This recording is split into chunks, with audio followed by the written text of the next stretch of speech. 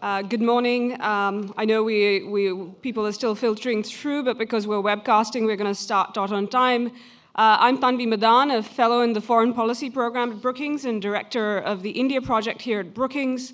The India project is the US-based part of the Brookings India initiative. The India-based part is the Brookings India Center in Delhi. If you'd like more information on that, you can visit their website at brookings.in. I'd like to welcome those of you who are here today, as well as those who are joining us through the live webcast on the Brookings website. If you're following along on Twitter or tweeting yourself, we're using the hashtag #IndiaElections for this event. In a time before Twitter and such hashtags, when India's elections were first held over 1951 and 52, the New York Times remarked that they are so vast and so long drawn out that they are hard to grasp, either realistically or imaginatively. The Indian elections today continue to be vast, and even though less drawn out than those first elections, are still going to be held over a month. It's worth considering the scale of these elections that has observers competing to come up with adjectives to describe their vastness and complexity, and even has tourists traveling to India on election tourism packages. To witness this event. This election involves over 814 million people that can vote. They will vote over, or a significant number of them will vote over 9 phases. The election started yesterday, will continue through May 12th, with the results being declared on May 16th. There are over 900,000 polling stations, all with electronic voting machines, and over 350 parties competing for 543 seats in the lower house of the Indian Parliament. Thankfully, we have with us today a great panel to make these elections easier to grasp, both realistically and imaginatively.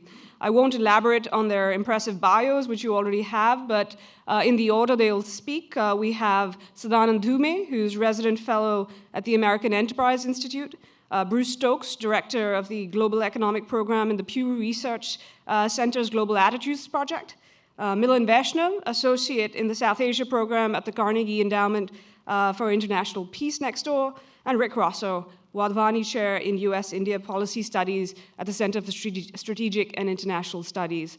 Without further ado, Sadanand, over to you.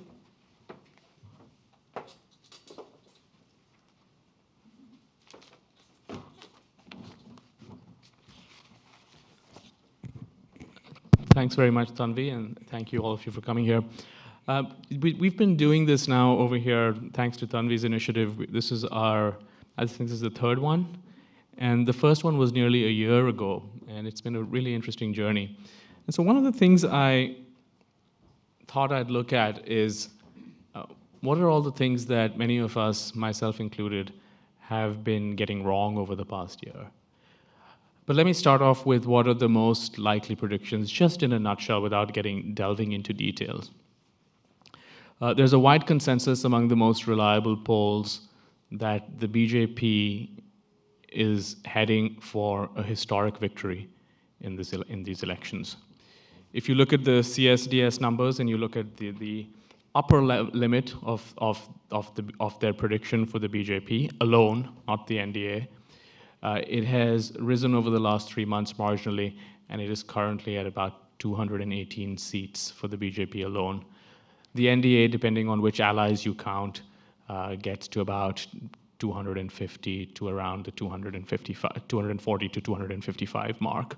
So at any rate, what seems likely, unless the polls turn out to be dramatically wrong, is that the BJP-led NDA will form the next government.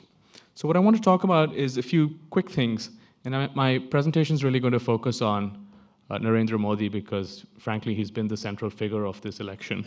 So I'm going to talk about 5 things that we predicted wrong and 3 big questions that are opened up by these elections to which we don't have answers, but it'll be interesting to revisit those questions later. The things we got wrong. First, that the BJP would not nominate Modi. There was conventional wisdom, even after Modi won the 2012 Gujarat elections, that the BJP would not nominate him to be their prime ministerial candidate. And essentially there were two reasons. One reason was the thinking that he had too many rivals within the party. He carried too much baggage because of the 2002 riots that took place on his watch. That he himself, there are people who sort of specialize in writing columns only about Modi. So there were, one theory was that Modi himself is the kind of guy who really fears humiliation, so he'll never formally throw his hat in the ring. So there was this pop psychology angle. But essentially there was a lot of people believed that whatever else may happen, the BJP would not formally pick Modi as their prime ministerial candidate. Of course, we know how that turned out. They did formally pick him. They first made him the chairman of their campaign committee, and then in September they made him their prime ministerial candidate. The second thing that many people believed was that Modi could not break out of Gujarat.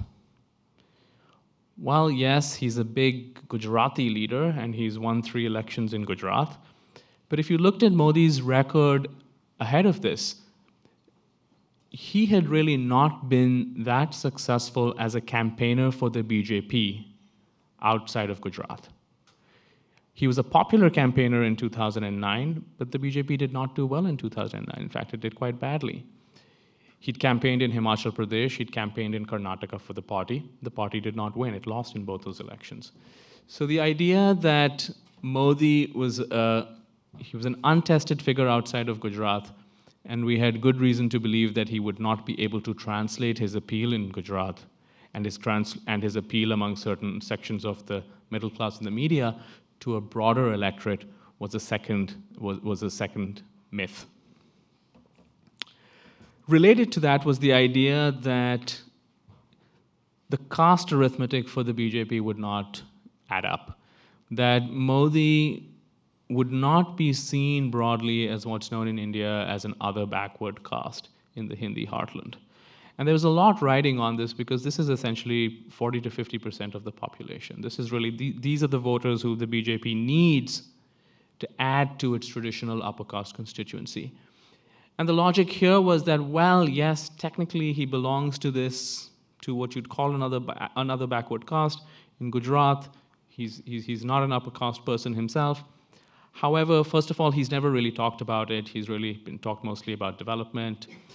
And apart from that, how does this translate into the Hindi heartland in any case? He's from some obscure subcaste in Gujarat. Who in Bihar or Uttar Pradesh or Madhya Pradesh has even heard of this particular Gujarati subcaste? It's just not going to translate for him. Now we've got a lot of polls, and some of the others are going to go into those details, I imagine, that show that Modi is the most popular political figure in India across all castes. In the only demographic that is overwhelmingly against Modi, according to the polls, is the Indian Muslims. But across all Hindu castes, he is the most popular leader. The fourth was the idea that Modi would run as a Hindutva hardliner.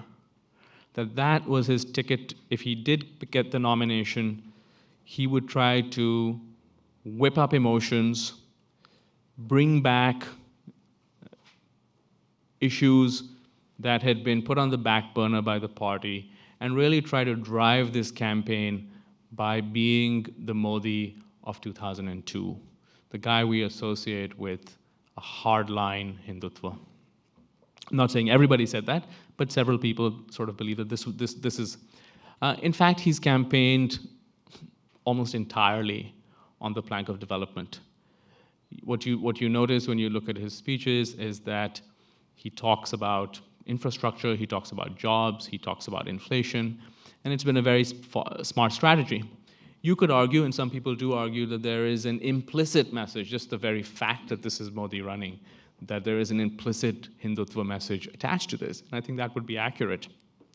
But his campaign has really been a campaign about development, about economic growth, about governance, about putting India back on the rails. It has not been a campaign about temples and the like. Finally, and I think in some ways this is the biggest myth, or the most widely held myth, was that Modi would be toxic to allies. We remember last year when Nitish Kumar pulled out of the NDA after Modi was made the head of the BJP campaign committee. There was a sense that these guys have really blown it, because while the BJP rank and file might just adore Narendra Modi, no one else is going to touch the guy because he was toxic, particularly to Muslim voters. Allies who needed those votes were not going to form an alliance with this person, particularly before the elections. And for the BJP, because it's a party that is concentrated in the north and the west, what happens before the elections was actually very important. So to just give you a quick example, between 1996 and 1998, the BJP went from 161 seats to 182 seats. And that's really what allowed them to form the government in 1998. Out of those 21 extra seats that they got between 96 and 98, they got 2/3 of them. They got 14 by stitching up alliances before the election. So that allowed them to pick up some seats in Tamil Nadu, pick up a few seats in Bengal, pick up seats in places where they were not traditionally strong. And so the idea of the pre-poll alliance is very, very important for a party like the BJP, which has a limited national footprint. Again, that was the conventional wisdom. I wrote an article about it too. It turns out that he has picked up an ally in Bihar, the LJP. They have an ally in Haryana. They've stitched together an alliance with 3 parties in Tamil Nadu. And probably most significantly, they have recently announced an alliance with the Telugu Desam party in undivided Andhra Pradesh, in both its halves, Seemandhra and Telangana. So the idea that no one was going to ally with this person has been proved wrong, and it's quite simply been just an extension of his popularity in the country, that allies now feel that it makes sense to get to be with him even before the vote, because the number of incremental votes that he's going to bring more than makes up for any votes that will be lost. So those are the kind of 5 big things we got wrong, and I'm going to just very quickly speak about 3 questions to which I don't have answers, but I think are interesting and worth pondering. The first, of course, is how wrong will the polls be? And many of us here remember the 2004 polls, where everyone had predicted a BJP victory, a big NDA victory, and of course it turned out that instead there was a slender NDA defeat, and the Congress took power. I think there are 2 ways to read the polls, and Milan here knows much more about this than I do, but there are broadly 2 ways to read this. One is that the polls in India consistently overestimate the BJP. And the evidence for that would be, in 2004, they thought the BJP would do better. It didn't, the Congress did. In 2009, the more reliable polls did not predict a BJP victory. They predicted a Congress victory. However, they predicted that the BJP would do much better than it did. So again, you have this sort of BJP being overestimated compared to how it actually did. So that's one narrative, and I imagine that's a comforting narrative if you're one of the few lonely souls in this election who's batting for the Congress. But there's another narrative on these polls, which is that Indian polls have become better and better at predicting vote share. Seat share is still a bit of a crapshoot. But you can also look at polls and say that what they're doing is they're getting better at predicting vote share, and they're underestimating the final tally of the winner. So you see that in the 2009 election. People basically got it right. They got the fact that Congress would win right. They underestimated the margin of Congress's victory. You saw that in Uttar Pradesh. People basically got, CSDS in particular, they got the fact that Akhilesh Yadav and the SP would be the single largest party. They underestimated the degree to which he would beat everybody else. Similarly, in the Rajasthan elections recently, they basically got the fact that Vasundhara Raje was winning. They didn't get that she was coming in with an 80% majority. So this is just to say that there are 2 narratives out there. We have the poll numbers. We know pretty reliably that the polls will be wrong, but we don't know which direction they're going to be wrong in. My sort of basic rule of thumb on predicting Indian elections is I see what Surjit Bhalla has said and then say, okay, that's wrong. Now, the second big question is the future of the two parties. Now, for the first time in Surjit Bhalla is a friend of mine, by the way, so this is not personal. For the first time in Indian history, we're likely to see the BJP emerge as the single largest party in terms of vote share. So even in 1998 and 1999, when the BJP emerged as the single largest party in terms of seats, as it did in 1996, it always got fewer votes than Congress. And so this time, it looks like the BJP is going to get about a third of the national vote. Previously, it has never breached the 26% ceiling. This is a huge tectonic shift. And the question really is, are we seeing something that is going to be permanent or long-term in Indian politics? Or are we seeing something that's a one-off and special and basically has to do with the UPA government having really disappointed voters for many reasons? And the related question that's attached to this is, what does this mean for the two parties? What you can see is the BJP really completing this dramatic and in some ways bloody leadership transition. The last time the BJP had a leadership transition was in the early 1970s, when Balraj Madhok was kicked out and this duumvirate of Advani and Vajpayee essentially took power. Some of you remember the Janta government of the 1970s. The BJP, the then Jansangh, they had two cabinet ministers, Atal Bihari Vajpayee and L.K. Advani. In 2004, it was still Atal Bihari Vajpayee and L.K. Advani leading that party. So this is not a party that does leadership change often. A leadership change has occurred now. The BJP, kind of like what the old Congress I, is now turning into the BJP M. Now, the degree to which that takes place is a really, really interesting question. And the related question with the Congress is that should the polls be correct and Rahul Gandhi lead them to their most historic defeat ever, when do people begin to lose patience with his leadership within the party? I think the congressman is a very patient creature on these matters, but it remains to see how many defeats they're willing to bear before people start coming up with the idea that you need some kind of alternative because it just isn't working with this guy. And my final point before I end is,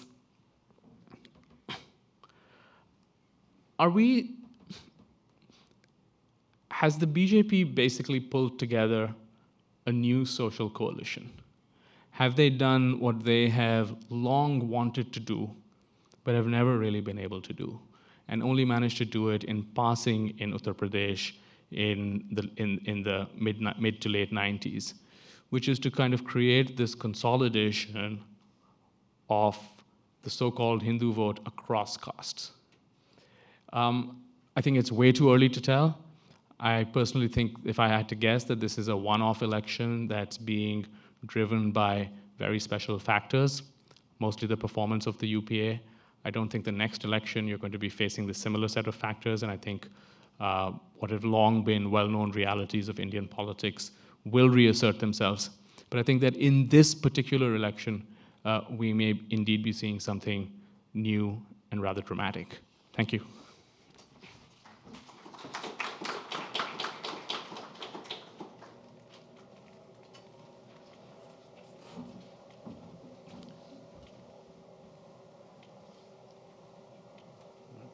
Where we go there. Here we go. We go this.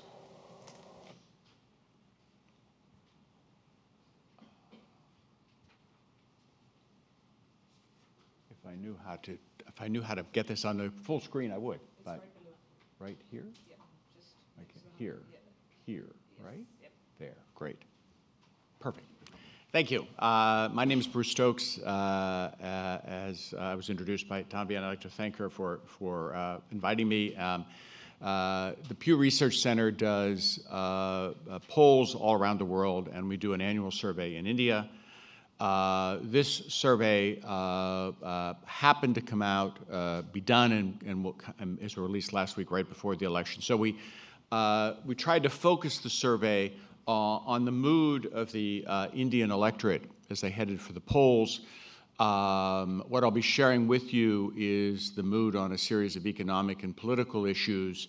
There's also in the survey, which is available on our website, and we can talk about it in the question and answer session, a whole series of questions about attitudes towards the United States, towards China, towards Pakistan. So there's a sense of people's views on foreign policy as well. But since foreign policy is clearly not an issue in this election, we chose to focus this presentation on attitudes that might affect the outcome of the election. Just to briefly give you a sense of the survey, it was done in December and January with about 2,500 people in states in India that represent or contain about 91% of the population, and the margin of error is plus or minus 3.8%, which is a standard survey description in India and other countries, including the United States or other countries around the world. Our primary finding about the mood of Indians is that they are in a very sour mood, which I think lends credence to the argument that this may be a one-off election, that we may not want to overinterpret whatever happens because people seem to be in a particularly sour mood, not only about the economy, but about the stewardship of the government by the Congress Party. And it would probably actually take a second election to know whether there's been some transformation of the Indian electorate or not. As you can see, we ask people, and we ask this question all over the world, are you satisfied or dissatisfied with the direction of the country? We have found in many countries, especially in the United States, this is probably one of the best indicators of political outcomes. I can't say that about India, but it is striking that 70% of Indians say they are dissatisfied with the direction of the country, so they are clearly frustrated. We ask people about various economic issues. I might point out here we give people a range of options. This is a very big problem. It is a somewhat of a problem, et cetera. 4 options. These are the percentage of people who say this is a very big problem. Everything to the Indians today is a very big problem. Now, frankly, as an analyst, this is very frustrating because you can't analyze those outcomes because everybody believes it. But what is interesting, I think, is that political and parliamentary deadlock, 2/3 of Indians say this is a very big problem, which would lend itself to the sense that we need change. And I think I'll show you later that that's exactly what people want. We ask people about their faith in various institutions in Indian society. As you can see, the only institution that we ask about that people have faith, really strong faith in, is the military. Basically, less than 2 out of 5 Indians have a lot of confidence in the parliament or in the national government. About the same have a lot of confidence in state governments. Now, a 38% confidence level in the Lok Sabha doesn't sound very big. It's probably about twice what Americans have in terms of their confidence in the Congress.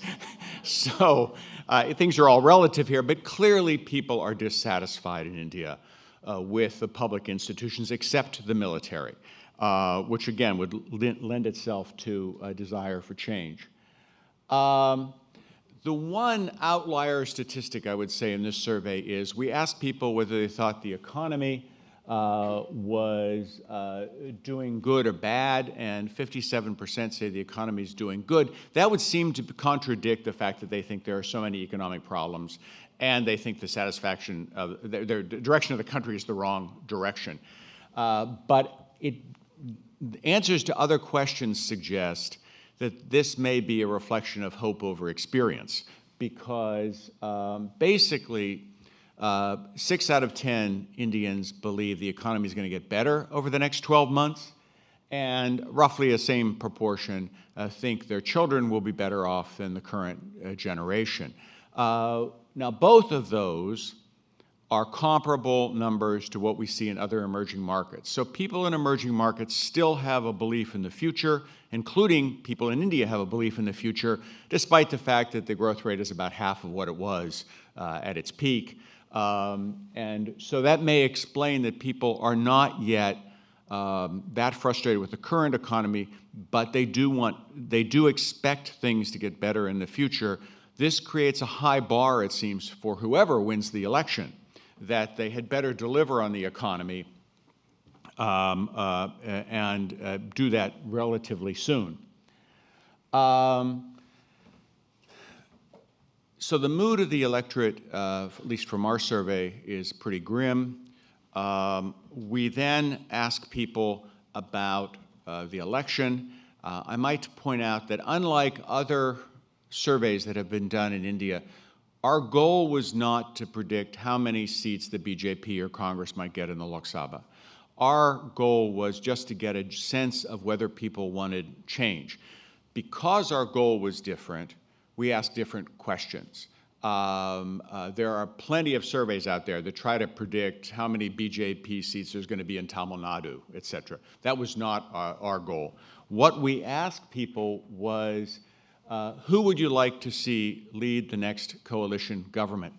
And as you can see, by 3-1, the public said we would prefer a government led by the BJP. Now, I will point out to you that that doesn't mean that people are going to vote for the BJP by 3-1. You could very well, in some state, vote for the party that your father voted for, vote for the party that got your sister a job. It's a local or a regional party. It's the party you've always voted for. It's just that you would prefer that they then coalesce with the BJP to run the next government. Now, that means that the BJP may still do well if the regional and local parties are sensitive to the mood of the voters, but it also means that if we get a non-BJP government, there are going to be a lot of Indians who are going to be dissatisfied because even despite whoever they voted for, they are desirous of a new direction for the country and a new coalition led by the BJP. If you break it down demographically, and this is, I think, what other surveys have found as well, what you find is that no matter how you slice the demographics, basically people favor the BJP to run the next government. I think the most interesting numbers there are, look at the very bottom, urban-rural split. It has been a tenet of Indian politics for a long time that Congress had a lock on the village vote. And I can tell you, we actually ask people their opinion of a number of signature Congress programs that were designed to appeal to rural voters. We asked people about the rural employment scheme. As you know, there's an employment scheme where you can get up to 100 days of work in rural areas. 80% of the public basically thinks that's a good idea. It's good for India. There's a recently enacted and put in place a food distribution scheme. 2/3 of Indians believe that's a good idea. Nevertheless, basically rural voters say they'd prefer a BJP government. So I must say, if I were leading the Congress Party, I'd be scratching my head saying, what are we supposed to do here? We do programs that people say they like, and they still aren't willing to vote for us. So that would be, I think, one of the takeaways from these demographic numbers. Also, look at the low-income numbers. Again, it would appear in history to have been a natural constituency for the Congress Party. It does not appear in this election season to be that one for Congress this time. We tried to get at why people thought the BJP would be better to lead the next coalition. So we went back and we asked, we had identified that overwhelmingly people thought every economic problem was a very important problem for India. We then asked those same people, okay, who do you think would do a better job, BJP or Congress, in actually addressing those issues? And as you can see, by about 2 to 2.5 to 1, on each of those issues, people say, we think that the BJP would do a better job handling inflation or joblessness or even helping the poor, which again is supposed to be a Congress selling point. I would note the one at the bottom, ending political gridlock. I think that people are looking to Modi, a Modi-led government, to try to get things done. A final point here, we also looked at the age differentials because one of the telling aspects of this election is going to be the number of young people who will be voting for the first time. And as you can see, by at least 3 to 1, young people believe that the BJP would do a better job handling a variety of issues. We cannot predict how they'll vote, but at least when you ask them, they tell you they think that these issues, which they think are problems for the society, are best handled by the BJP. So I think one might look very closely at the vote among younger Indians. It looks like it's going to go overwhelmingly to the BJP. We then did a question where we asked just the favorable or unfavorable of various people in the political scene in India. Bear in mind, we did not ask people to choose. In other words, if you liked Modi, you could also like Rahul Gandhi or Sonia Gandhi. You could like various other figures. What was interesting was that the favorability of Modi was so overwhelming. It's not that Rahul Gandhi's favorability was that low. Many politicians, including, by the way, Barack Obama in the United States, would love to have a roughly 50% favorability rating, but it's just that at this moment, the favorability rating of Narendra Modi is much higher. And again, look at the favorability rating in rural areas, look at the favorability rating among poor people. These, again, would be groups that conceivably might have some questions about Modi, and they do not. All of this material is available on our website. It's free. More importantly, it's searchable. So if you have a question about whether now or in the past questions have been asked in India, it's very easy to find. Thank you.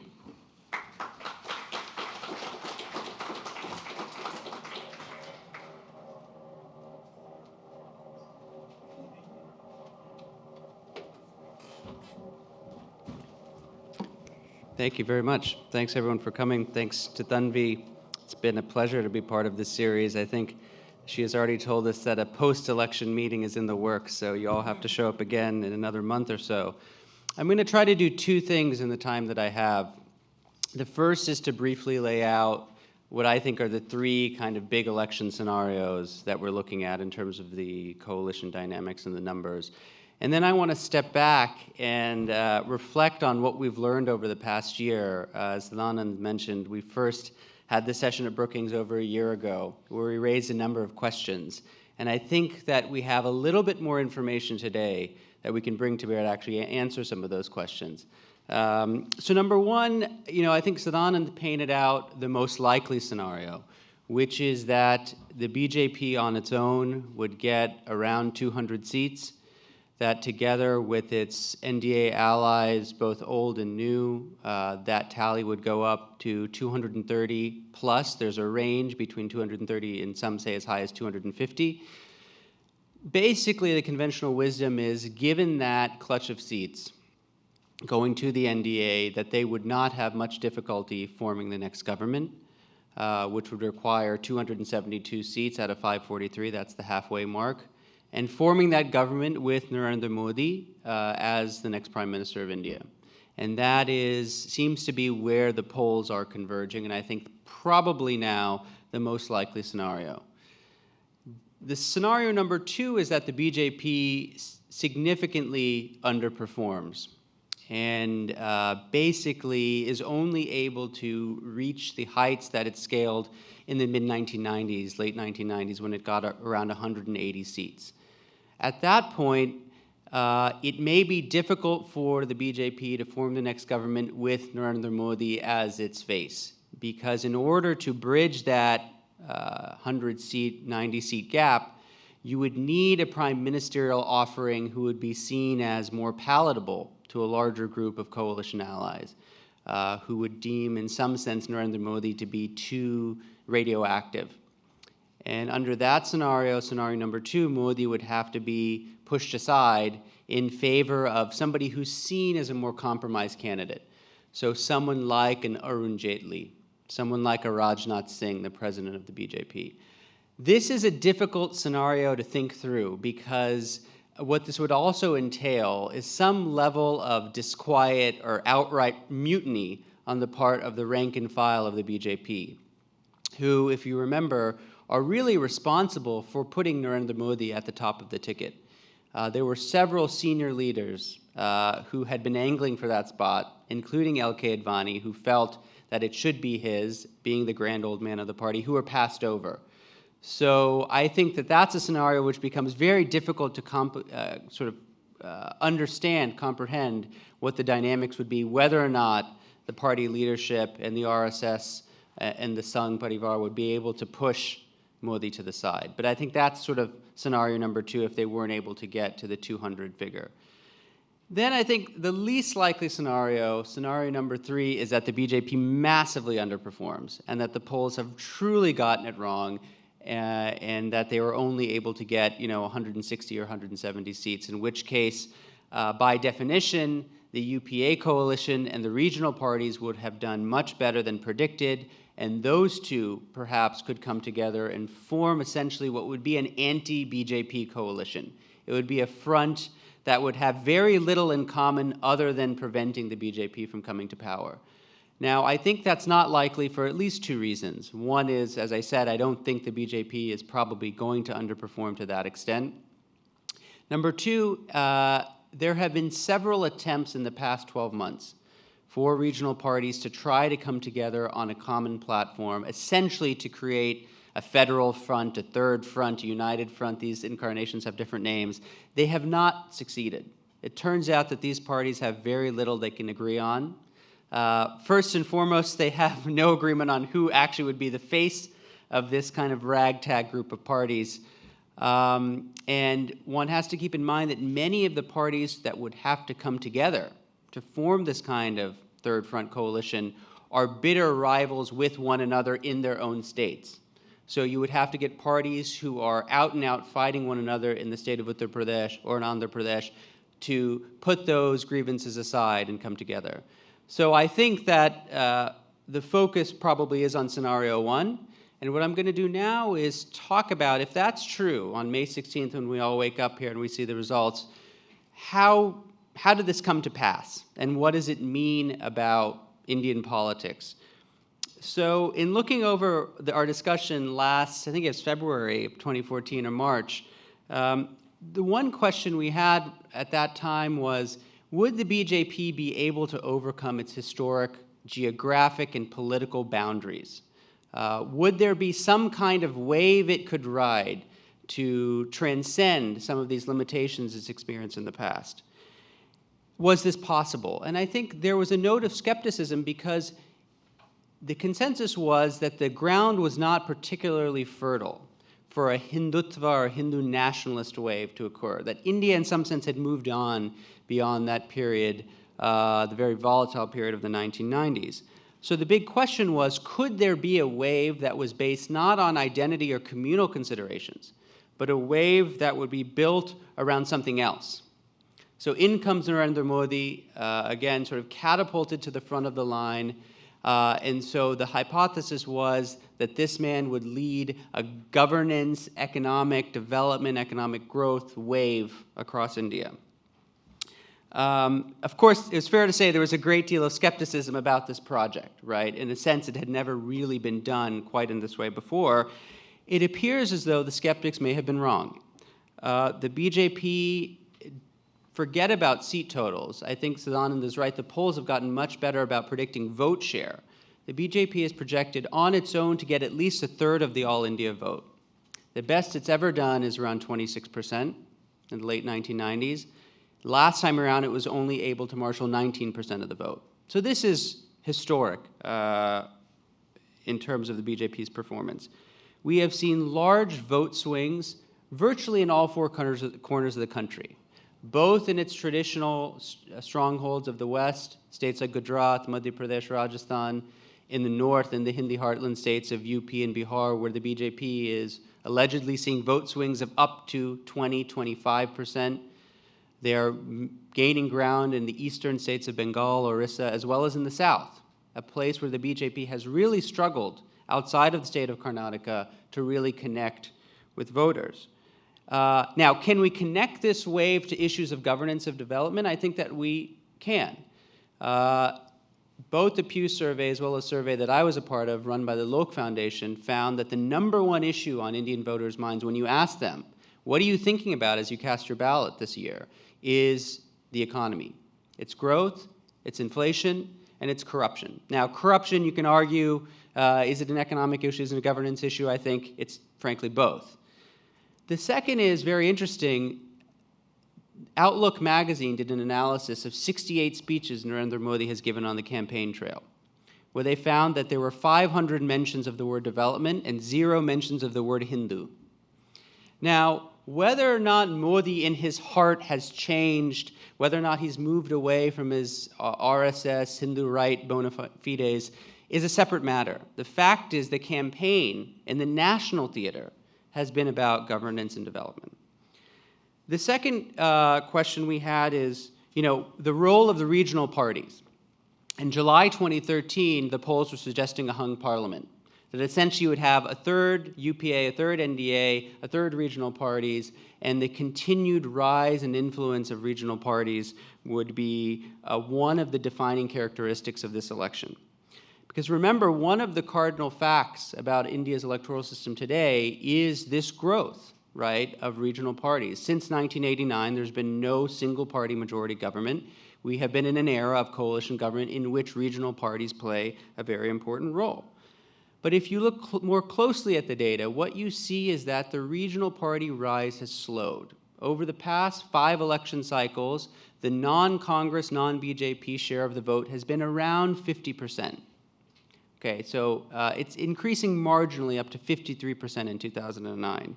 Now, again, if the latest data from CSDS and a number of other polls are correct, that is actually set to decline significantly.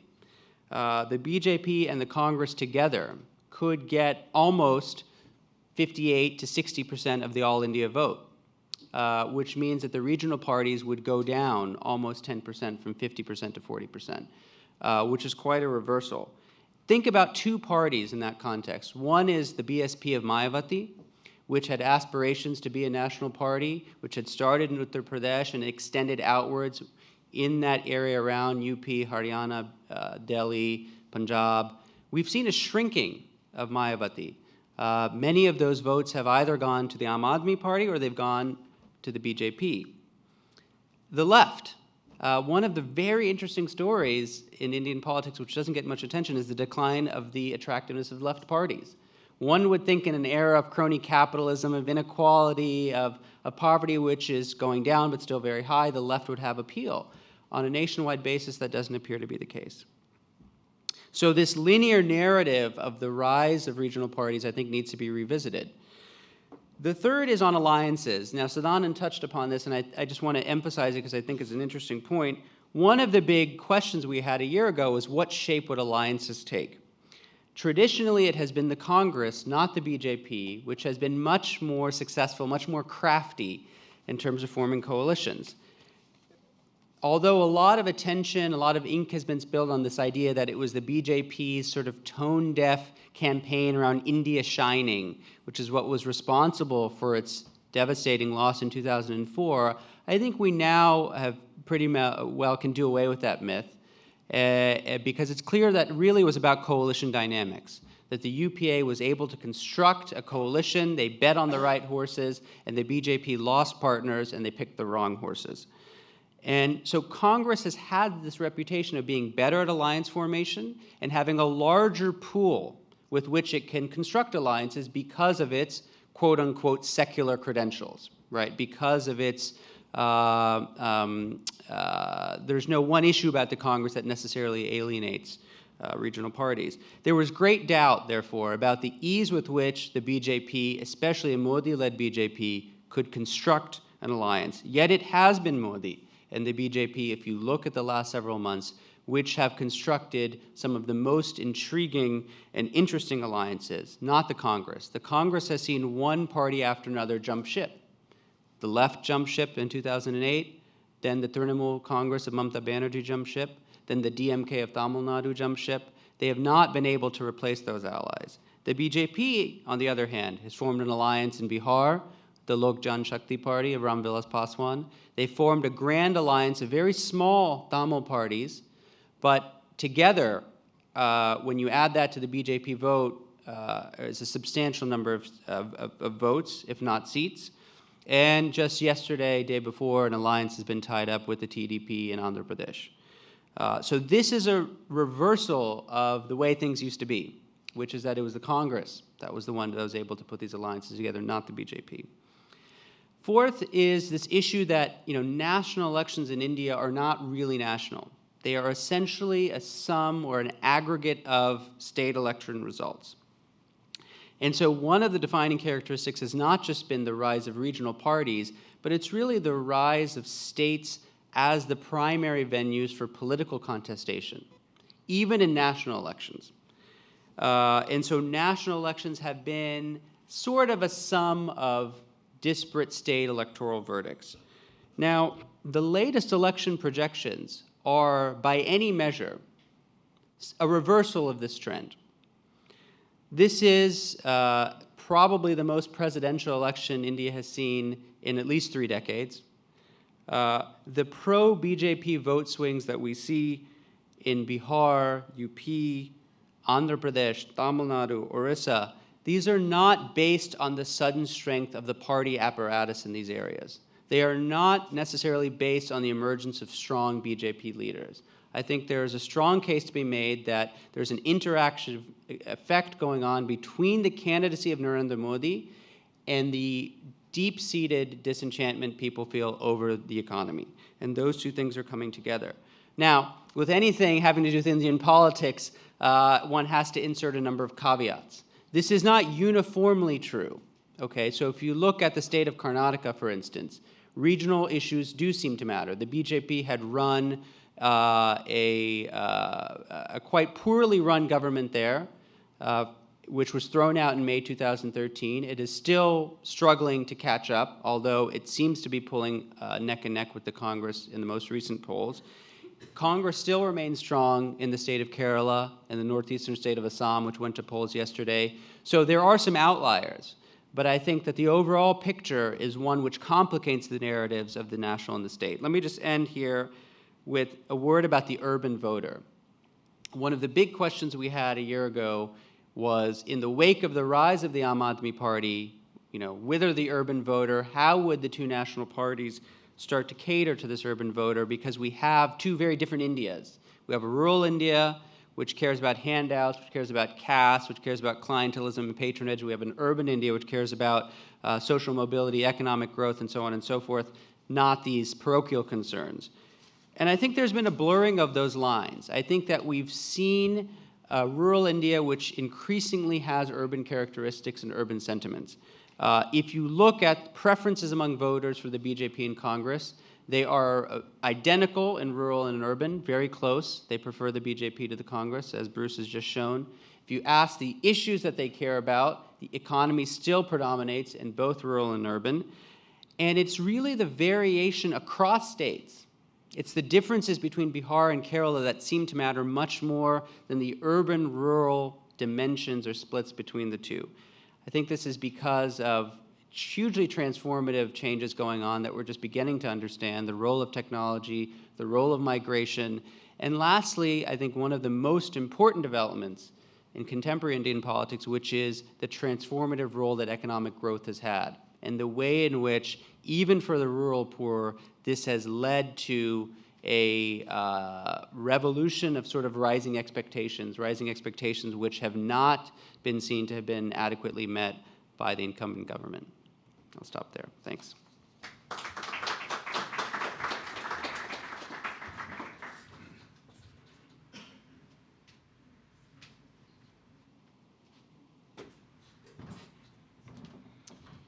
Great. Thanks also to Tanvi for inviting me to join the three amigos. Bruce and I are pleased to join the marathon in the very last leg. Most exciting for me is getting to follow a major television star. You may know that Milind was featured on a recent episode of Satyam Jati on corruption and politics. So I'm sure that there's a lot more people watching the show now, so I get to benefit from the glow. So I'm going to focus on the election and what we may see in terms of the economy and U.S. India relations. So as has been pointed out, there's really three possible scenarios for this election. Three possible scenarios being that a Congress-led coalition manages to squeak out a victory, that third front government comes to power, probably with heavy backing from either Congress or BJP, or that BJP coalition manages to take the election. Since we are talking about India, there's a million other scenarios. Aliens could come down. I mean, who knows what could actually happen, but three primary scenarios. I'll touch briefly. If a third front government comes to power, I think we'll see something akin to anarchy. I don't think I'll spend much time dwelling on what would happen in that scenario. It happened once in India's past, and it wasn't an effective government. And as soon as the Congress pulled the plug on their support, it fell, which I don't think anything too different would happen this time if that scenario comes to pass. If Congress manages to squeak out a victory and remain in power, I think with Rahul Gandhi as the prime minister, you're unlikely to see a dramatic variation on the policy and foreign policy front that we've seen so far from Congress thus far. A focus on social programs. It'll be further commitment by the electorate that indeed they are going to continue to vote for being given things rather than focus on growth. I think they'll have an even more difficult time moving a parliament-focused reform agenda. So I think largely you won't see any new initiatives on foreign policy necessarily, and in terms of economic and legislative front, it'll be roughly equivalent to what we've seen in the past. So I'll spend most of my time on what I would think a BJP-led government would look like in terms of economic development and U.S.-India relations. So first of all, if the BJP were to win and Narendra Modi were to be the prime minister, and let me just touch briefly too on the scenario that Milind had said, if BJP falls below 200 and they have to go with another candidate, the person I would like to be least in the world is that person that has to go to Modi and say, sir, we just won the most seats, but we're going to ask you to take a back seat. That will be a punishing job to have in this world. If the BJP were to win, and what kind of economic reform program will they have? There's been a lot of buzz so far out there that, in fact, it won't be an effective one, that you'll have another coalition government, that coalition allies may be just as unlikely to work with BJP. But actually, if you look at Modi's track record, and you look at, too, what the BJP did last time in power, it was a lot less parliamentary focused. A reform program under Narendra Modi, and this is the picture that I try to paint for folks. You have two ministers sitting across from Modi as prime minister, and one of them hands him the IT policy for 2025 with 80 pages long, 75 regulatory changes, a couple of legislative changes. And the other minister hands him the IT policy 2025, which says, let's build a broadband connection between these two cities, a couple of townships, and a metro rail to connect them all. You know, Modi, by predilection, will go with the latter. He likes to build stuff. And building stuff does not take parliamentary approval. So a reform program based on building infrastructure, on getting stuff out of the ground, on relentless follow-up, as he's done in Gujarat, which will be a little bit tougher to do at the center, but not impossible. I think actually it's a reform program that you can carry out a lot easier than a legislative-focused reform program. You know, that's what the Congress government is focused on. You talk about GST, you talk about direct tax code, you talk about insurance bill, banking bill, pension bill, all these things focused on getting your coalition allies to support you when it comes to Parliament. And they've been unable to do that on most except for the least controversial of these bills. So a non-legislative focused reform program actually is a little bit easier to carry out, and I think that's where his heart lies as well. You know, you look at what they talked about in their manifesto that was just released. They're talking about building 100 new cities, public transportation systems, freight corridors. You know, these things you can do without having a strong coalition. When the BJP will need to get tough votes in Parliament, I do think the BJP also is poised to actually have an easier time on doing that.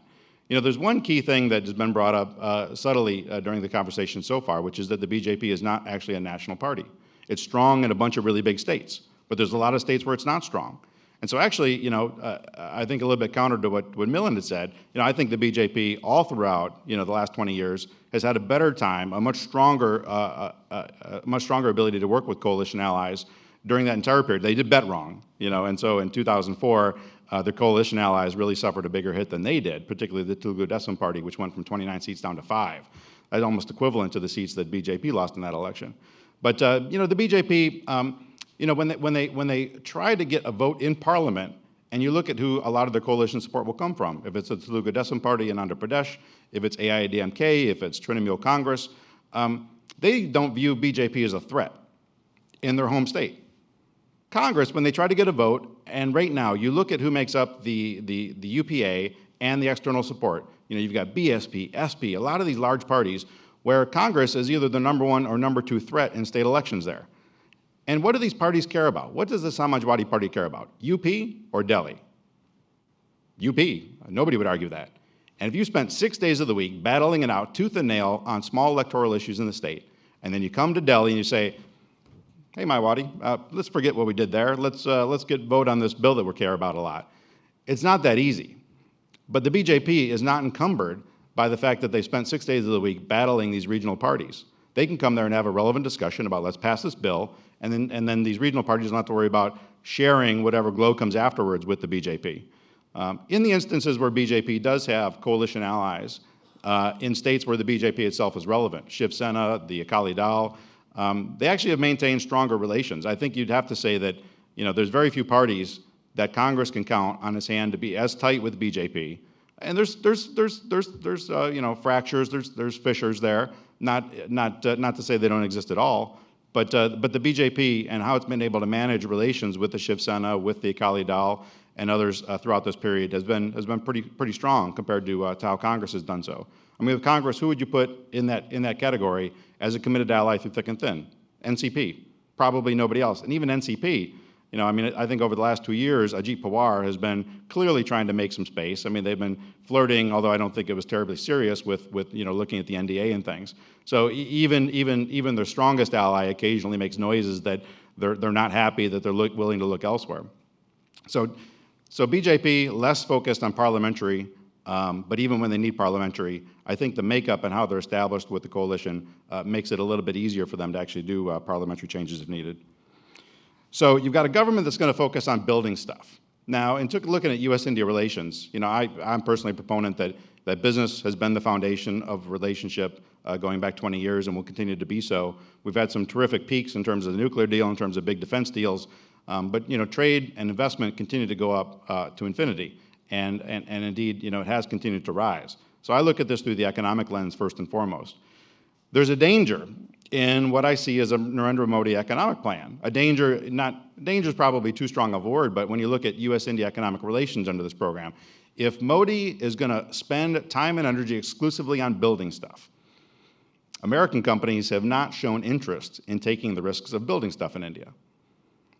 When India first opened the economy in the 90s, the first sector that they really opened up and really embraced foreign investment was the power sector. And those of us that remember, Enron clearly was the symbol of that, but actually there were more than a dozen power projects built throughout India by American companies. And power is a state subject, so each state, there were projects built in Maharashtra, Tamil Nadu, Andhra Pradesh, Karnataka, the Andaman and Nicobar Islands. Yes, an American company built a power plant in Andaman and Nicobar Islands. Kerala, Odisha. And no matter what state you built the project in, you had problems getting paid. And Enron was the worst. They stopped getting payments altogether. The other companies I just mentioned on the list all got shortchanged. So American companies 15 years ago took the primary risks of building big infrastructure and couldn't get paid. And these projects, they had all the payment security mechanisms you could want. A letter of credit, an escrow account, a state guarantee, and in a few instances, a central government counter guarantee. And they still couldn't get it honored. So a BJP government's going to want to build stuff. American companies have shied away from building stuff. It's tough to imagine what kind of security can be given so that American companies will go back in and do that. But that's worth exploring. How can we get companies to do that? Because if we talk about U.S.-India engagement and partnership in economic affairs, if we're not going to participate in this build-out that is expected to happen, then we're missing out on an opportunity for our companies to engage India in a much deeper level going forward. Some other focus areas, I think, and I'll just pull these briefly from the BJP's election manifesto, because right now on the U.S.-India economic relations, I think we'd have to agree that at least inside the Beltway, and it's really not as true outside the Beltway, but inside the Beltway, there's a real strong feeling of dissatisfaction. So moves that India has made over the last couple of years on patents, on tax, on local content rules for manufacturing have really poisoned the environment, and you feel it most acutely here in Washington. Get outside of Washington, and trade and investment actually is going up. But inside Washington, you'd think that trade last year probably dropped by 50%. Actually, it was up by 2%. And India actually moved from our number 13 to our number 11 trading partner. It's growing, but still inside the Beltway, you got a very different narrative. So just looking at a few of these things that, one in particular that I think the BJP had on in their manifesto was ending tax terrorism. Strong words, but I like where they were going on that. There's really kind of two different distinct areas, and tax is a pretty wonky area that not everybody wants to get into, but there's two very distinct areas where foreign companies have seen aggressive moves by India. One is on trying to ignore the fact that we have tax treaties between the United States and India that allow for capital gains repatriation without taxation, which is legal, but there's some question over whether or not it should still be allowed. And the other is on an issue called transfer pricing, which is the sharing of cost between your India operation and the U.S. operation. There's been aggressive attempts by the Indian government in recent years to take a fresh look at how companies handle those two types of transactions. And I'll tell you, like the patent issue, the Supreme Court rejecting a patent and the issue of compulsory license, like an insurance company doesn't give a darn about what happened on a patent, but everybody cares what happens on tax, because everybody that's got cross-border operations, you see what happened to the neighbor and you know that can happen to you. So ending tax terrorism is one thing that I pulled out of there that was pretty interesting. Also the fact that they're going to be very comfortable with lifting FDI caps in all sectors except multi-brand retail, and that gives me a little bit of heartburn that they still have to hold that disclaimer except multi-brand retail. But there still are a lot of opportunities to move on tax reform, or on FDI caps. It's over the last couple of years, there's been some incremental moves on FDI caps, but still, by my count, there's still about 20 different sectors that have FDI caps below 100%. So there's still lots of opportunity to move on in some of these areas. A couple of other things that I hear, not so much from the manifesto, but I hear in my conversations with some of the folks that are within the senior camp of the BJP, is they want to cut down the number of ministries. You've got a half dozen ministries that cover the electricity sector in some extent. And cutting down the number of ministries, I think, would help these groups to work a little bit more collaboratively. And here the BJP's got a little bit of a track record. Last time they were in power, they combined the Ministry of Information Technology, which they had actually created, and the Ministry of Communications. They also combined the Ministry of Commerce and Industry, which used to be two separate. So I don't think you're going to have the merging of the ministries, but at least if you can have a minister that's in charge of multiple portfolios, you can still have your bureaucracy and all those things that are going to be, the tougher reforms to do, but you can have some kind of a coordination at the top, which would be very welcome. One other thing, just looking back at the BJP's track record last time in power, that I hope that we see again. When they took on a reform that was too tough to do on day one thing that the BJP government did, which UPA has not done, is draw a line in the sand and say, by year X, we're going to do Y. So if a reform is too hard to do today, they would say, by year X, we're going to get this done, and move in that direction. And there's two things I could point to in particular the BJP government did that we all thought, it's great to have a timing cycle. First is Yashwant Sinha, in one of his first budgets, said that we're going to bring customs duties, which at the time was about 50%, down to East Asian levels, which to him meant 50% for finished goods and 10% for intermediate goods. And every single year in the budget thereafter, they dropped it by 10%, by 10%, by 10%, and they met the goal. So if you can't bring it down from 50 to 10 in 1 year, give us a timeline, live by it. Business loves that. The second thing they did, which, in my opinion, and probably many of you heard me say this before, the most important reform that India has ever done on the economy was the new telecom policy in 1999. They blew the caps on the failed reform in the mid-90s of opening up for cellular and basic services. And they also said that by 2004, we will open up international long distance and break the government monopoly, which for outsourcing was the biggest constriction at that time. You can get an IT engineer in India more cheaply than you could in the United States, but when you're paying $10 a minute for phone calls, it kind of ruined the economics of doing so. So they said by 2004, we're going to open up international long distance, and they did it by 2002. So they set a line in the sand, and they actually beat the expectation and did it sooner than expected. So, last thing on the economy, and then I'll wrap up and take questions with the rest of the panel. But there's a few things too that I think this government did, that the UPA government did, that may, in a sense, be actually better carried out under a BJP government. So while we say this government did nothing of note on the economy, actually there's a few things, and two in particular I'll point out. The Delhi-Mumbai Industrial Corridor, launched by UPA, but certainly Modi, by predilection, by what we've seen in Gujarat, that might be the kind of project that he might be a better guy to actually carry that out. The second one is the direct benefits transfer. And BJP obviously has been very noisy, opposed to Aadhaar and direct benefits transfer. But it appears, the numbers show that dramatic economic benefits if this is carried out correctly. And maybe a government that's focused more on process and transparency might be in a better position to do that. So apart from new things they may launch, there's actually a couple of kernels too that may have been planted by the UPA government that if the NDA comes to power, may be more poised to carry out in a better fashion. So I'll leave it at that and look forward to joining my panelists. Was it? Am I the first? It doesn't matter.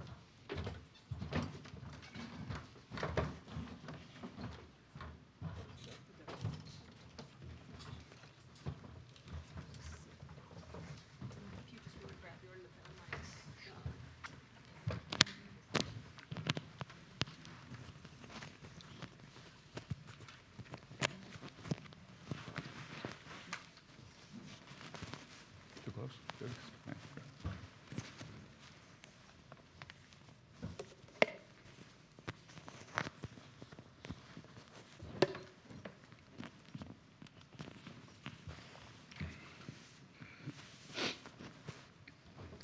So in the interest of getting to audience questions as soon as possible, I'm going to throw out one question each to each of the speakers, and we could still go around with the round and answers before we turn to the audience.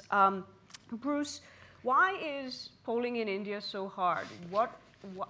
People got this, as a number of people mentioned, we've got this wrong a couple of times in the past.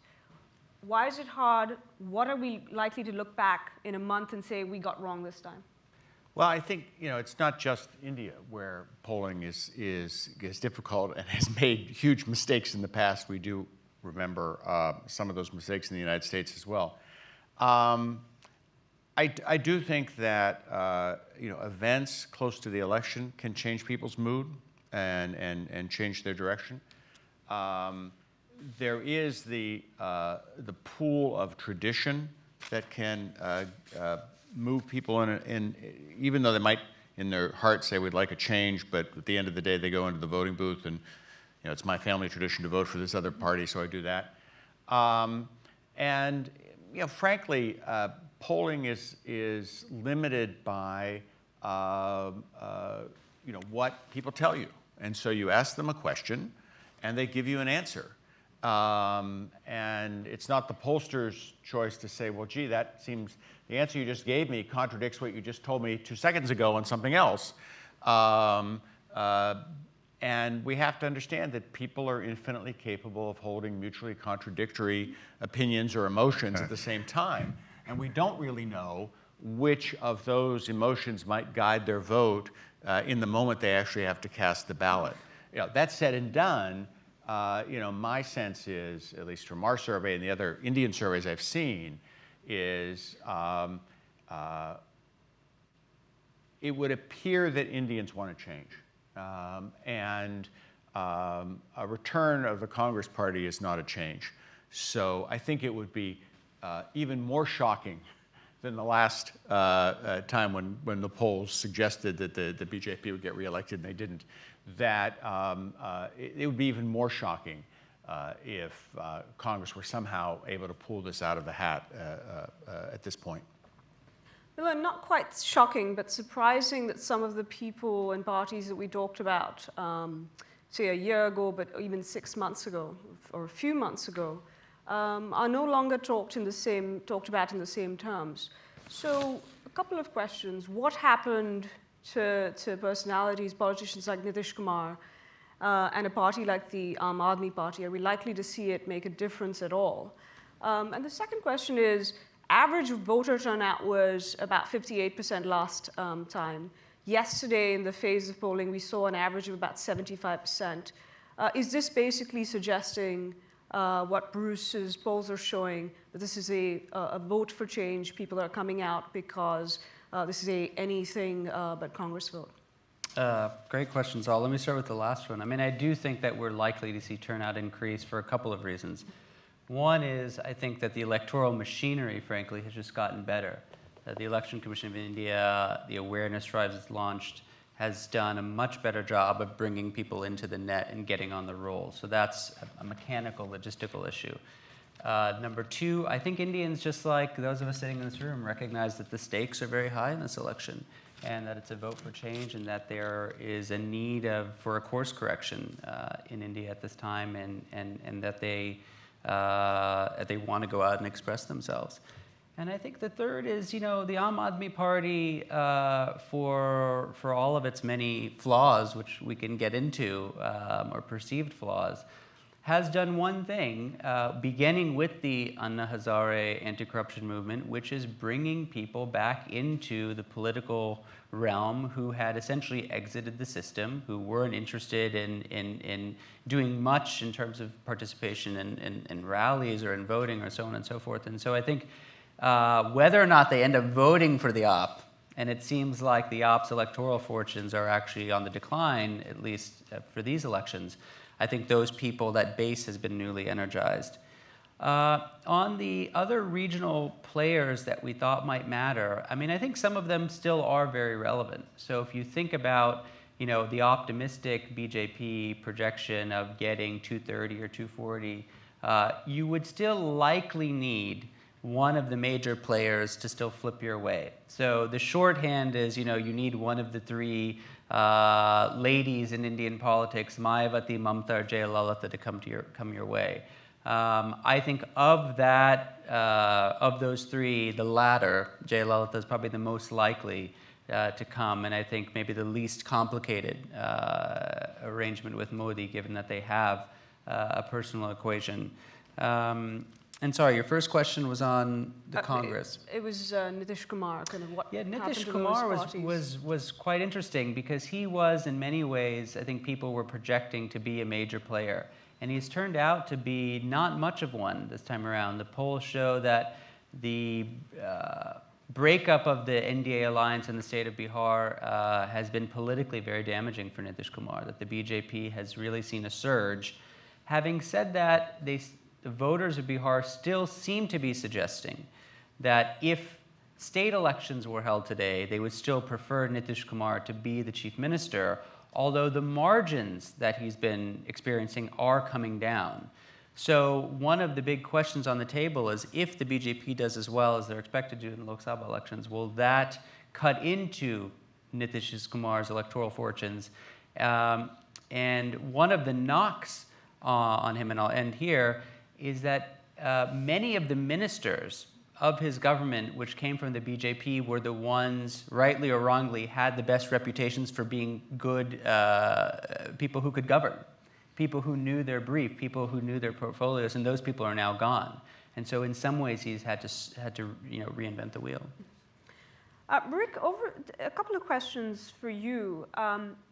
The plan you laid out that the U.S. would like to see, or Indians would like to see the BJP move forward on the economic side. What could prevent them from actually succeeding in that plan and getting that plan done? And second, are there things that the current government has done, is doing, that you would like a different government to continue to do? Well, on the second point, I do think that some of the projects, there are some project-specific things that the UPA has launched, the Delhi-Mumbai Industrial Corridor, dedicated freight corridors, that I think would actually maybe even be more effectively carried out by an NDA government. You talk about the Delhi-Mumbai Industrial Corridor. I saw a presentation on this a little while ago by one of the developers, and the plan was, of course, you build the corridor, and then states alongside that try to develop townships. And from what the early readings were, Gujarat approaches that most aggressively to actually build these townships alongside, because building railroad and freight isn't so helpful unless you have factories and industrial estates nearby to actually use these new facilities. So I do think some of the infrastructure projects, being able to carry those out to fruition, as well as the one that I mentioned on stage as well, the direct benefits transfer, which the economic data shows that it could yield a tremendous benefit to India.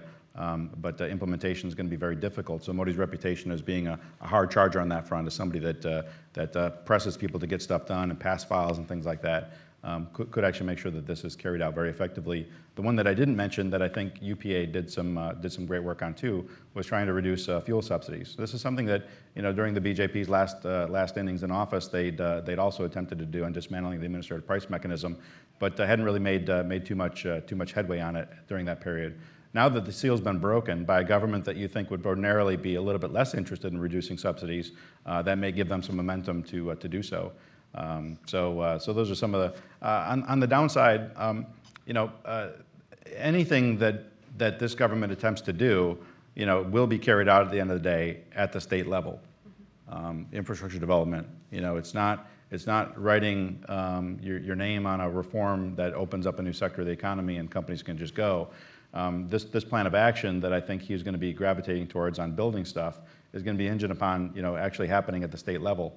And one problem you're going to have with that is that if Modi comes to power, the BJP is going to be in charge of 5 states, versus during the UPA regime they've been in charge of anywhere up to 16 states during their tenure in office. So their writ is not going to extend as far as what the UPA's has.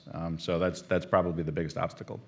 Just to follow up on that, if by some chance the third scenario that Millen laid out plays out, which is a non-BJP government, a coalition that is essentially a anti-BJP coalition, how do you expect the markets to react and the US to react? It's not going to be pretty. I don't think anybody looks at that as a scenario that we all will see high growth in. You'll probably see a lot of attempts to devolve power back to the states, devolve funding back to the states. And Sadan and I had a conversation about this over Twitter the other day. There's some good and bad on devolution of power to the states, but if you've got nobody at the center that's interested in actually running the ship of India as a nation in a single direction, then that could be quite harmful. Certainly, you'll have no major foreign policy initiatives coming out of that because everybody will be so focused on domestic and internal issues. So I think the markets would react pretty bad to that. So on the foreign policy questions, Rick talked a little bit about the U.S. India economic relationship. If there's a Modi-led BJP government, given the history of, the lack of engagement that Modi's had with the U.S., what will the U.S. need to do in the next few months to build a working relationship with him, if that's the goal? And how would you see relations with India's two bigger neighbors, China and Pakistan, play out under a Modi-led BJP government? And Bruce, I'd like you to jump in on that because I know you've done some polling on how Indians view some of these foreign policy issues. So to jump in on that as well, how are Indians viewing this, even though they might or might not vote on foreign policy issues? So, What was the first part again? The U.S.-India relations. What will the U.S. need to do? I mean, I'd say that describing it in terms of Modi not having engaged with the U.S. is a very polite way of framing the state of U.S. relations with Modi. This is a problem, and it's a big problem that people are going to have to address. The fact is that Modi was denied a visa in 2005. If you talk to his people, there is a universal feeling that it was denied to him unfairly. It was a law that was used only once, and it was used for Modi. And no matter what you think of the 2002 riots, which I think are universally condemned as horrific, I think it's very hard to make the case that there is less religious liberty in Gujarat, or in fact in any part of India, than in many, many other countries where we don't see these kind of visa bans. So there's a palpable sense of resentment among his people about this. That resentment has been deepened by the fact that Modi's political opponents, no fault of the United States here, but Modi's political opponents over the years have used this visa denial to humiliate him, to insult him. They've used it as a cudgel and beaten him on the head. Look, you can't even get a visa to go to the US. How can this person be prime minister to India? So there is baggage. There are very deep psychological wounds here. To Modi's credit, he has not allowed it to interfere with the business relationship. Rick would agree that US companies in Gujarat have had a good experience. They have not been discriminated against. They seem quite happy. just as both Indian and other foreign companies are. So I don't see that, if you were to sort of extrapolate, I don't see it interfering with the U.S.-India economic relationship for the simple reason that putting the economy right is Modi's own central agenda, and he is not going to be distracted by this and allow that to interfere. But I think it does have, it has larger ramifications. And I would argue that we may not end up doing this, but I would argue that the single most important thing that the U.S. should do, if it decides that this is important, is to basically give him something that gives him back face. The symbolism, I believe, especially in the beginning, is going to be more important than the substance. So it's not about, oh, we've got the BIT treaty working. I mean, it's not that stuff. It's, we recognize you, you've been elected by the people of India to be the prime minister. We honor and welcome that decision. And to signal that in an overt way will be very important. That's the. On China and Pakistan, I tend to agree with the conventional wisdom on China, which is that he's going to aggressively pursue closer economic ties.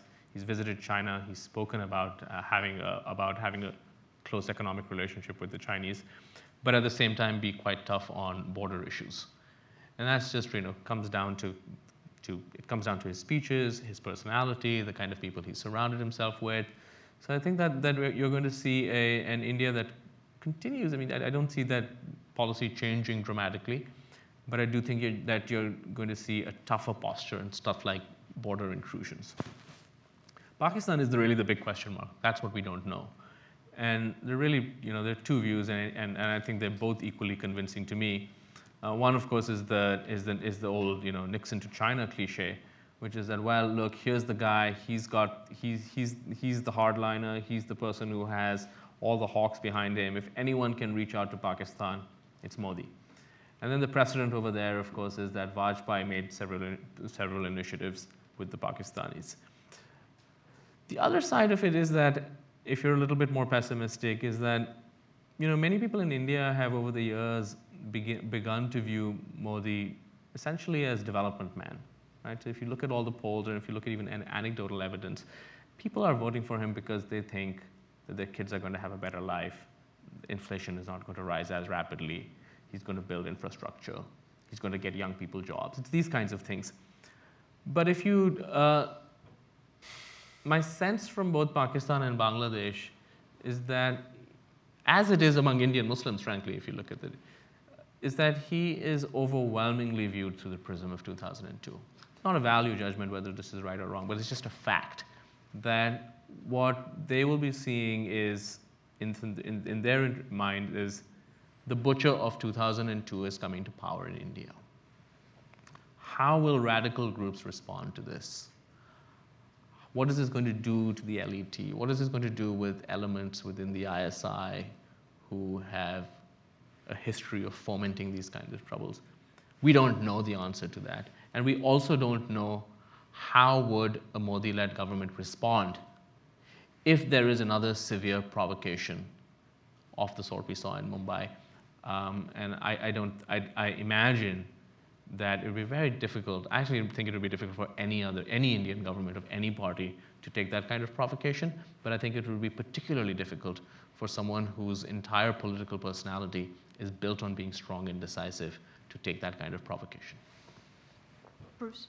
On that latter point, before we get into the attitudes towards the U.S. and China, I mean, I think that is probably one of the major strategic challenges going forward for the United States.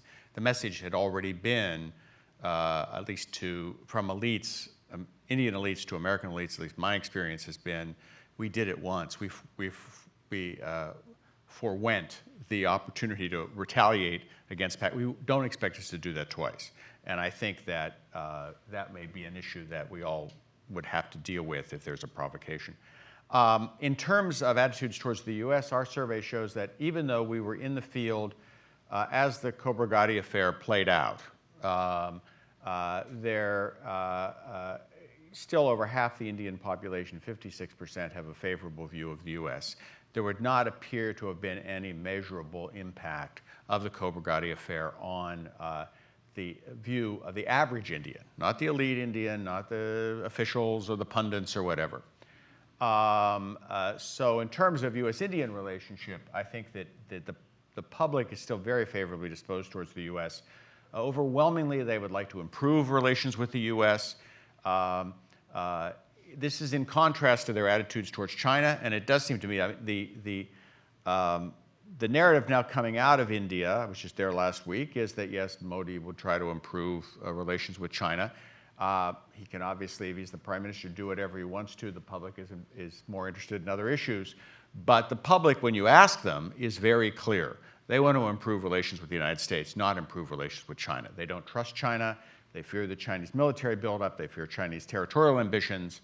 Now, on Pakistan, they would like to improve relations with Pakistan. They'd like to improve trade relations. They'd like to have talks with Pakistan.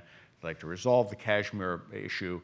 That said and done, they don't like Pakistan. It has, we ask on a range of countries of how people felt favorably or unfavorably towards them. Pakistan is at the bottom of the list in terms of people have very low favorability towards Pakistan.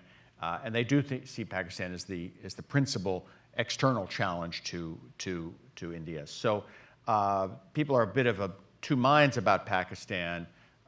It's kind of, we don't like them, but we know we have to get on with them. They are not of two minds about China. They don't like China. And they do like the United States. That said and done, just to go back to Rick's point, I think an interesting thing to watch will be if Modi attempts to involve foreign money and foreign companies in the infrastructure projects that it would appear that he would want to champion.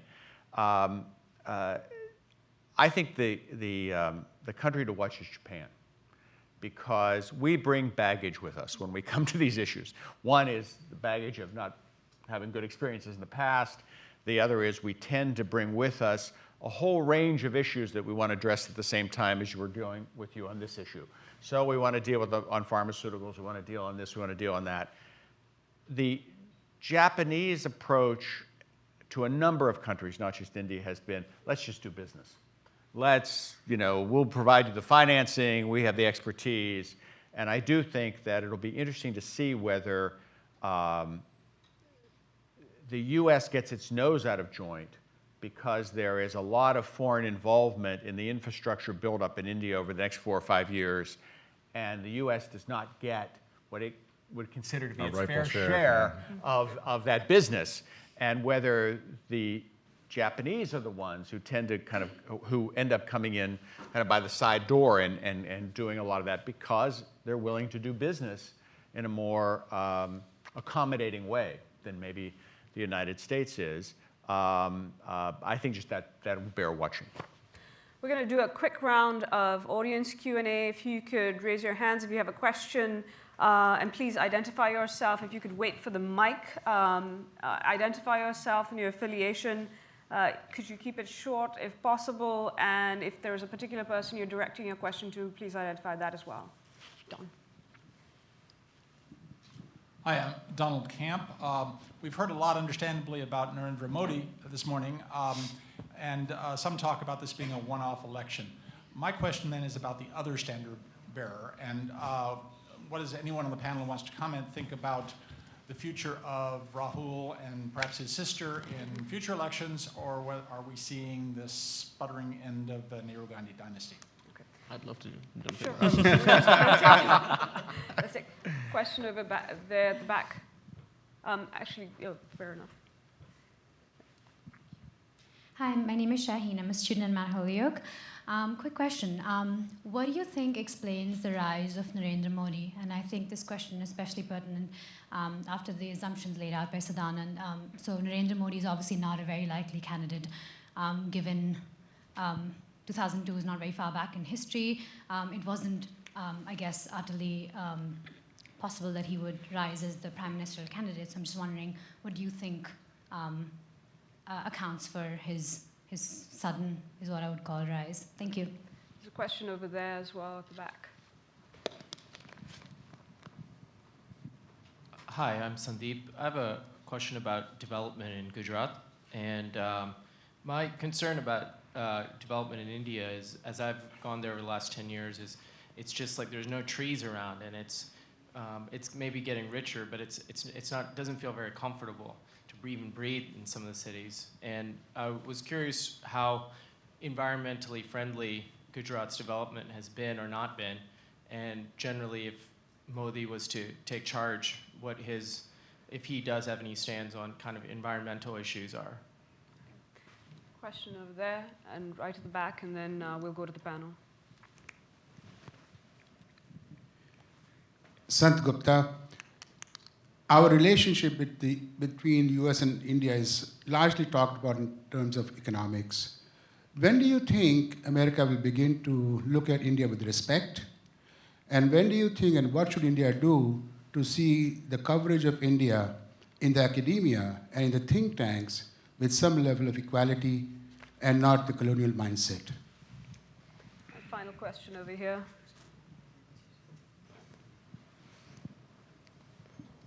Hi, my name is Bharat. I want to hear the panel's take on the BJP manifesto. I want to, if you could touch upon 2 points. A, the timing. Does it show the disregard for Northeast and lack of preparation? And B, the implicit saffron agenda when they talk about offering refuge to Hindus outside of India? So Danand, we'll start with you and go down the panel. Feel free to answer what's been directed to you or anything else you'd like to jump in on. Sudan. So I'm going to leave the question about the trees and the mindset to other people and take a quick stab at Rahul Gandhi and Modi. You know, Rahul Gandhi's question really is what you basically have two contrasting forces. You have the idea that the Congress party has only one way of dealing with succession. It stays in the family. And you have what looks like spectacular incompetence. And so these two forces have come together. Which one wins? I would argue that no matter how badly he does in this election, he gets at least one more chance. And the reason for that is simple, is that if you've been a Congress Party loyalist, hanging with them in bad times has paid off. 1977. In the late 90s. There have been other times in Indian history where it looked like these guys can't recover, they've lost it, they've come back. So the short answer is that he will get another chance. I don't think he'll get too many more chances. The next option will obviously be his sister. She's supposed to be the more natural politician, and you already see some of these Congress Party leaders whispering about how, you know, in fact, Rajiv Gandhi had once told me that his daughter had great political talent. And someone even sort of brought up that Indira Gandhi had apparently spotted this in young Priyanka. And you're going to see a lot more of this kind of thing. But he'll get another chance. A lot depends on whether he wants to stay there. His mother seems to back him firmly. And I think outside of the family, they don't have options. I think the Congress really is going to need a revival that is sparked by the family. On Modi, to answer your question, it's not really a sudden thing. I mean, it may be sudden because the international press is covering it now. It's been a transformation, I would argue, over the last, since 2007, but more rapidly over the last 3 years. And the way most people see him, I mean, it's quite striking in the polls. You know, just after 2002, his favorability rating was something like 2%. And now it's really high, right? It's 78% according to the Pew numbers.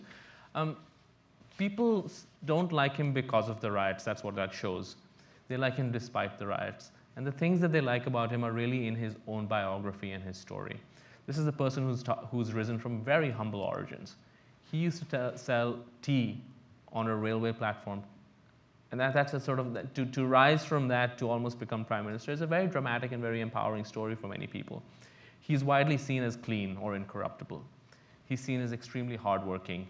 He doesn't have a family, and in India, unfortunately, people associate families with nepotism and corruption. So the fact that he doesn't have a family, he doesn't have a wife, he doesn't have children, all that has sort of has contributed to his aura, and he's a very good speaker.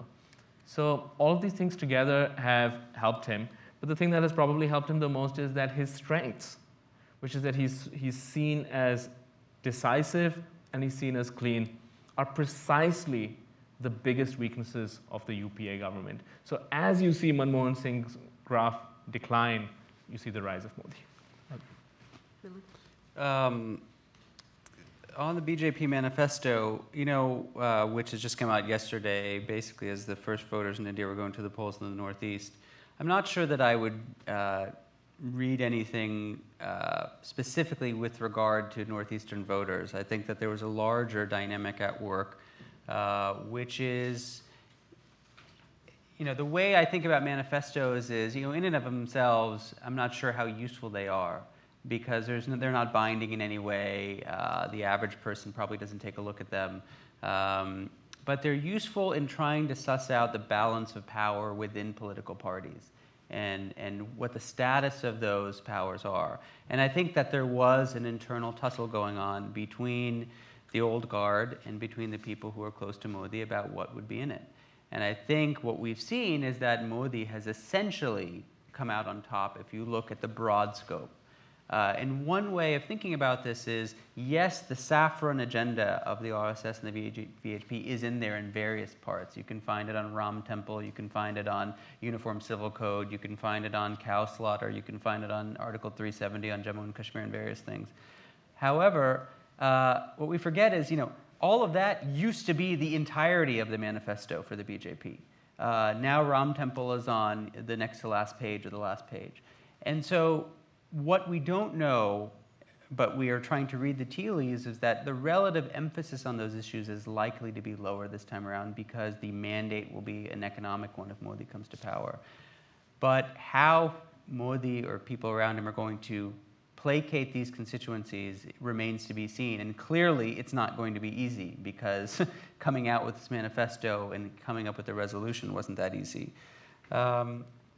On respect, okay, I'll take that one. I mean, one can't speak about, obviously, the United States in a monolithic fashion any more than we can speak about India in a monolithic fashion. I think all of us here who are on this dais come with different issues, different priorities, different points of view.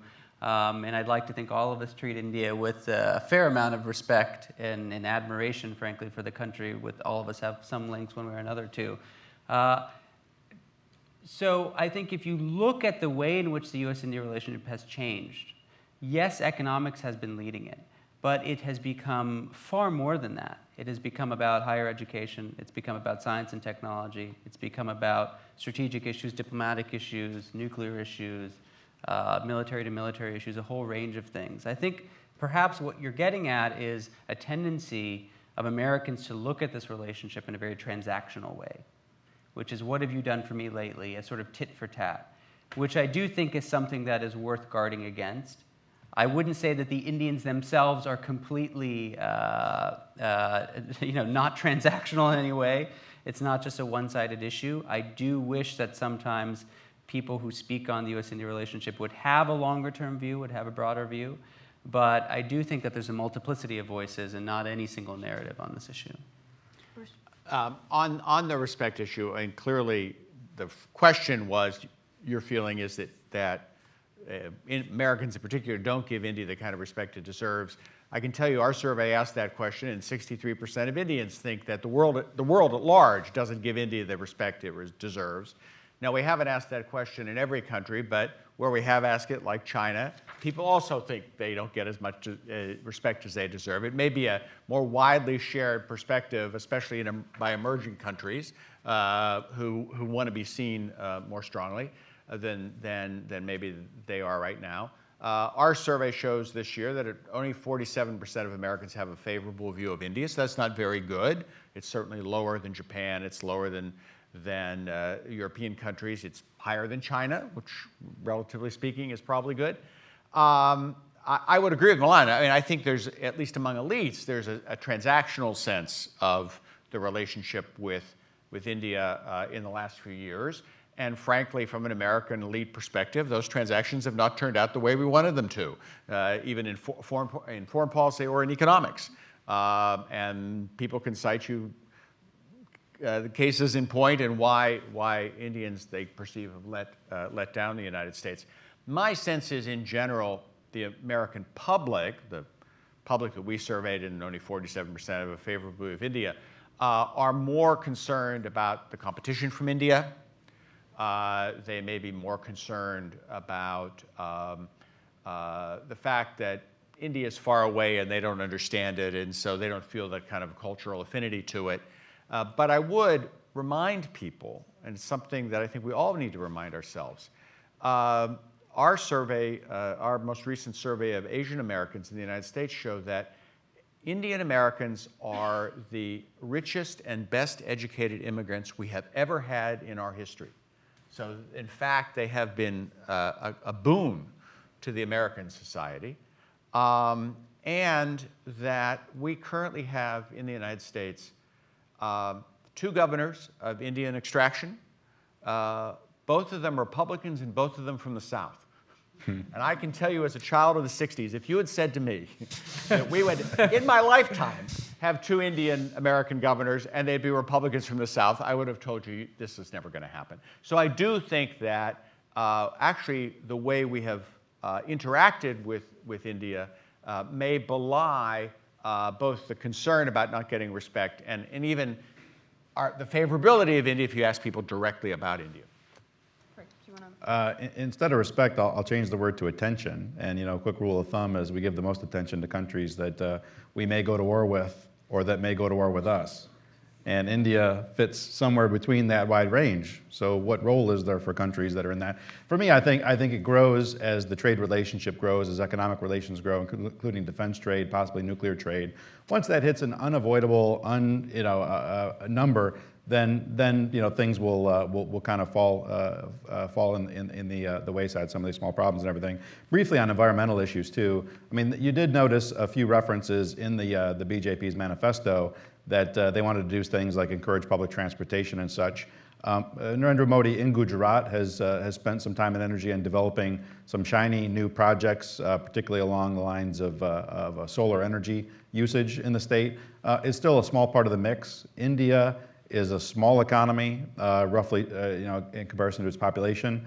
It's going to grow, and it's going to get dirtier as it grows. That's unavoidable, but the question is, can they do some small things along the edges that make that growth, the incremental growth, a little bit cleaner than it otherwise would have been? So if you're able to do put in a mixture of hydropower, of solar power, things like that, public transportation, greener buildings, then that'll help. So it's going to get dirtier. It's not going to get cleaner, but it's going to grow, and hopefully that additional economic output will be done in a bit cleaner fashion. I'll also note that, just as my final point on this question on these questions, that sometime during the government's 5-year term, American natural gas will hit Indian shores, and that's a game changer. I mean, we're talking about multiple percentage points of India's energy needs in that period that American natural gas will need, just based on the couple of U.S. natural gas terminals that have been licensed for export to India.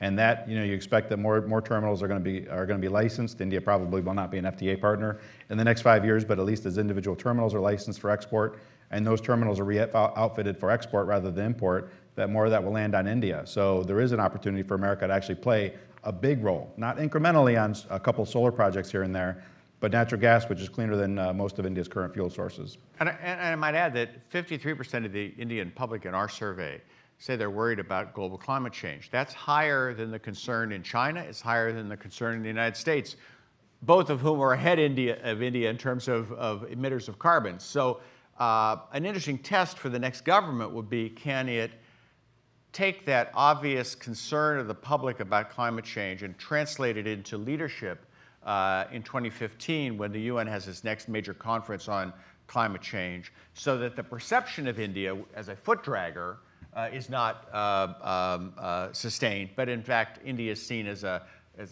leader on the issue of climate change, which its own people say they see as a problem. I'd just like to kind of end this by pointing out a few things, just to put this moment in perspective. We've answering your question about India and the US. We're very used to living in the moment, and this last year has been very much dominated by a negative narrative of the relationship. There's a lot that's positive that's happened that you don't hear, and there's not enough attention on both sides being paid to the relationship for different reasons. But I would like to point out that just about a decade and a half, there were US sanctions on India. Today, We are way beyond that, and I suspect that people in the room who were working the relationship at that point could not have predicted that the relationship would have come this far, this fast. You've had two administrations, one Republican, one Democrat, not just say that they think India's rise is a good thing for US interests, but said they will support India's rise. The India desk at the State Department 10 years ago was maybe 3 people. Now it's over a dozen, and it keeps growing. As far as think tanks, I think this is a good representation where each of us are from different think tanks. A number of think tanks beyond ours work in India. Brookings has set up a center in India. Others are considering setting up centers in India. I would call that not just a level of attention, but certainly respect on both the government's and think tanks' part. With that, I'd like to thank you all for staying late. We will be back together again on May 19th after the results come out. And we will go through what we got right and wrong over the last year. So hope to see you there again. And thank you to our audience as well that's joining us live. Thank you all. Let's hope we're not counting hanging chads by the way.